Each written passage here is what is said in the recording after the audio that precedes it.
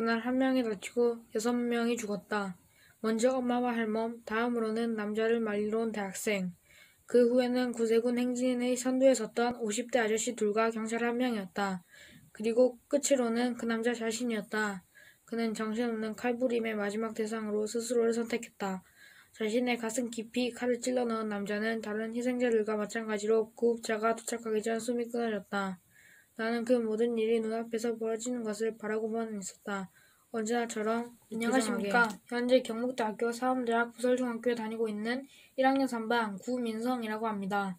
저는 손은평 작가의 아몬드라는 책을 지금 여러분들에게 소개시켜드리겠습니다.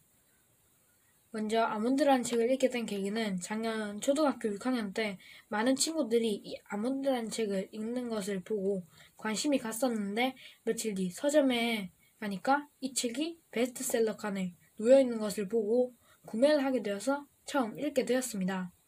그리고 제가 아몬드를 소개하는 이유는 이 아몬드를 통해서 감정을 느끼지 못한다면 어떨까라는 생각을 처음 하게 되었고 정말 신선하고도 빠져들 수밖에 없는 매력을 가지고 있어서 이 아몬드를 읽어보지 못한 사람들에게 알려주고 싶기 때문입니다. 자, 지금부터 아몬드의 줄거리를 설명해 드리도록 하겠습니다.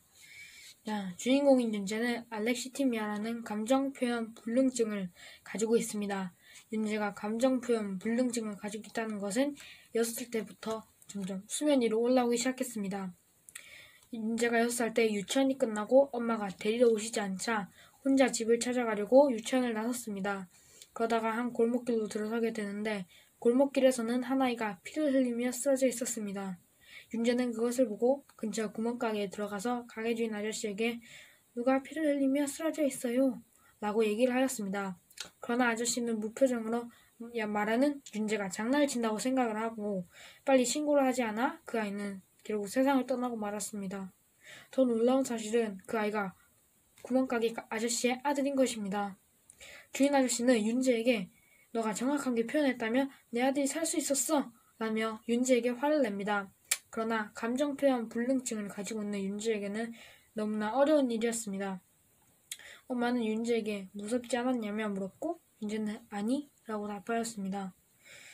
만 4세가 되어도 웃음을 짓지 않는 윤재가 걱정했지만 엄마는 또래에 비해 겁이 없고 침착한 아이 라고 생각을 하고 지냈지만 갈수록 걱정이 심해지자 윤재 엄마는 결국 병원으로 가서 윤재가 감정표현 불능증을 가지고 있다는 것을 알게 되었습니다. 엄마는 이 사실을 할머니에게 전해서 엄마와 할멈은 윤재가 작고 잡아먹히는 이렇고 두렵고 무서운 사회에서 살아갈 수 있도록 우리가 흔히 가지고 있는 감정들에 대한 행동들을 학습시키고 윤재에게 많은 관심과 사랑을 줍니다. 그러나 이 가족의 행복은 윤재의 16번째 생일인 크리스마스 이브에 막을 내립니다. 윤재의 16번째 생일에 외식을 나간 가족들은 음식을 먹고 윤재가 가게에서 사탕을 주머니에 넣고 있을 때 먼저 계산을 하고 나가서 눈을 구경하고 있던 엄마와 할멈은 한 사람에 의해 할멈은 죽고 엄마는 식물인간이 되었습니다. 이 사건을 통해 세상에 홀로 남겨진 윤재에게 손을 내민 것은 신 박사입니다. 신 박사는 엄마의 친한 친구로 엄마가 자신이 없다면 윤재를 돌봐달라는 부탁을 받았습니다. 그렇게 잠시 시끌벅적했지만 신 박사를 통해 다시 주위 시선이 좋진 않지만 윤재는 어느 정도 평범하게 학교에 다닐 수 있었습니다. 그런데 고니의 등장으로 다시 학교는 시끌벅적해집니다. 고니의 엄마가 돌아가실 때 윤재가 고니를 대신해서 자신의 고니의 어머니의 아들인 척 연기한 것을 알고 고니는 윤재를 괴롭힙니다. 사소한 괴롭힘이 더욱더 강도가 세지면서 고니는 전교생 앞에서 윤재한테 미친 듯이 발길질을 합니다. 그렇게 고니는 일주일간 정학을 당하고 고니는 윤재가 감정을 느끼지 못한다는 것을 알고 접근을 하며 윤재에게 친구라는 존재로 각인이 됩니다. 그러던 중 윤재에게 처음으로 뭔가 마음의 변화를 나타나게 한 도라라는 여자아이가 나타났습니다. 도라는 감정을 느끼지 못하는 윤재에게 관심을 갖고 흥미가 생기기 시작했습니다. 그렇게 윤재와 도라도 둘도 없는 단짝이 되었습니다. 이렇게 줄거리는 여기서 마치도록 하겠습니다. 그 뒷이야기는 직접 아몬드에서 확인해 주시기 바라겠습니다. 흥미롭지 않나요? 그리고 제가 이 책에서 잘 표현됐다고 생각하는 부분 중에 첫 번째는 엄마의 모성애입니다.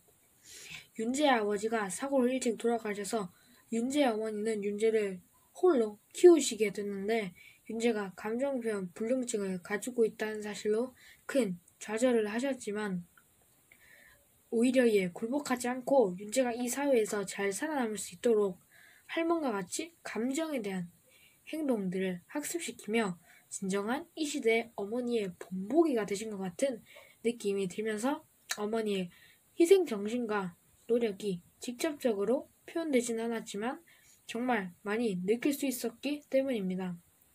그리고 제가 또 책에서 잘 표현됐다고 생각하는 부분 중에 두 번째는 바로 윤재의 몸과 감정의 변화입니다.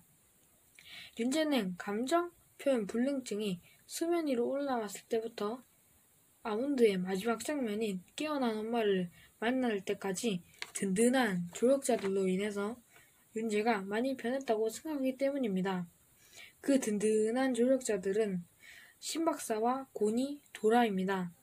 신박사는 홀로 남겨진 윤재를 도와주며 세상에 따뜻함을 알려줬고 고니는 처음으로 윤재에게 친구라는 존재를 각인시켜주며 누구보다도 윤재에게 신경을 많이 써주고 누구보다도 윤재의 감정의 변화를 잘 이끌어냈다고 생각합니다. 또 도라는 윤재의 몸의 변화를 감정을 돌아가주는 감정으로 인한 윤재의 몸의 변화를 잘 이끌어냈다고 생각하기 때문에 윤재의 몸과 감정의 변화도 이 아몬드란 이 책에서 잘 표현됐다고 생각을 합니다. 자, 이렇게 제가 아몬드를 소개시켜 드렸는데요. 제가 아몬드를 딱 처음 봤을 때는 정말 저에게는 신선한 충격이었습니다.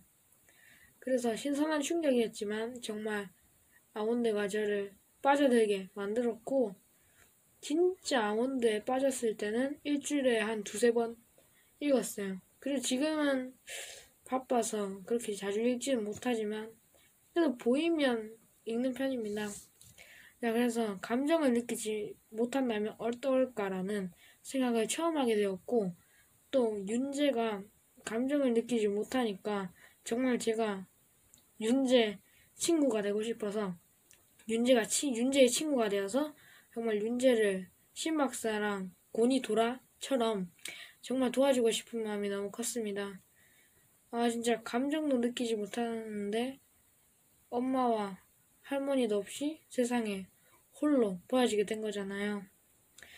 그래서 정말 그때 너무 안타까웠고 너무 슬펐습니다. 그리고 제가 책을 보면서 유일하게 조금 울컥했던 책 중에 하나인데 그래서 감정을 느끼지 못하면 얼마나 불행할까.